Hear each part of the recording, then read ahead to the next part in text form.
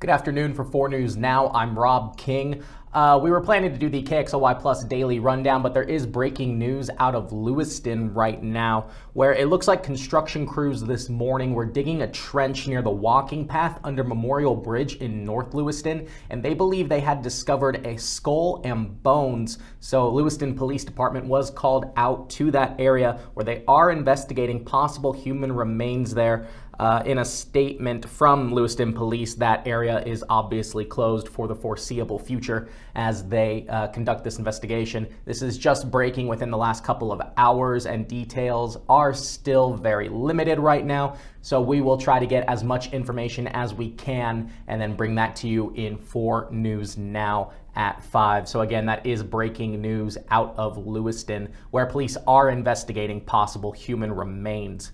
Now we'll transition into our normal Kxly Plus daily rundown, and as that begins most days with weather. And it's good news, as things are going to start to warm up a little bit warmer today than it was yesterday. That Arctic air has mostly moved out of the area, and some of that snow on our cars is beginning to melt, and that should get better through the rest of the week and into the weekend, where it's going to get into the low 40s, upper 30s, but expect some possible snow and rain mix, rain in the valley, snow in the mountains for the weekends, but fortunately that warming trend should keep that from sticking too poorly.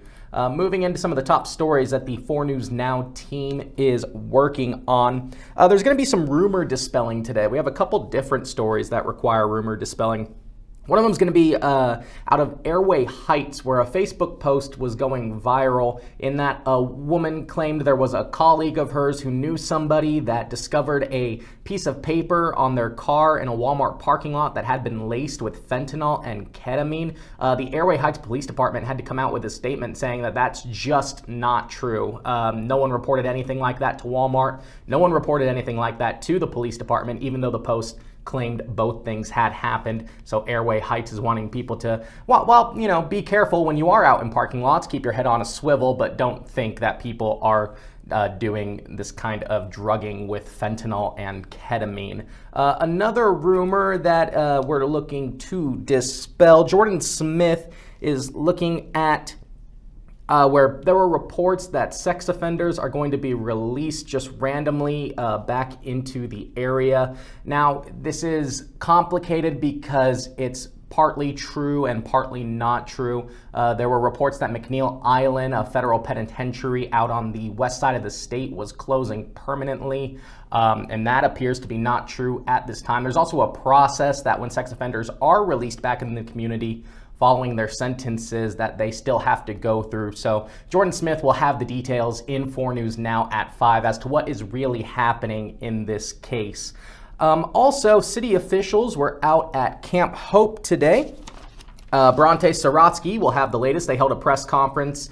They do some of these semi-regularly as they give updates on Camp Hope as they continue to work to close it. Now, a closure date has not been put in place yet, but as they release their point-in-time count, those numbers are dwindling every week. As you can see from this graphic, they counted approximately 124 people remain in the camp, which is down. At one point, it was over 600 people in the summer. So again, there's now 78 tents, 17 RVs, 2 vehicles. All those numbers are falling from the previous week. They are planning to start to shrink the fencing area, and people who are living along the southern fence of Camp Hope are being advised and having to move as they work to get people into permanent housing. But they are in the next couple of weeks going to shrink that fencing, but no date to permanently close the camp has been set yet. Also, Destiny Richards had a story earlier today where the local Spokane chapter of the NAACP has named a new president, and that is Curtis Robinson. Now, Mr. Robinson had been president prior in this chapter several years ago, and he's going to replace Keonta Duncan, who resigned Monday.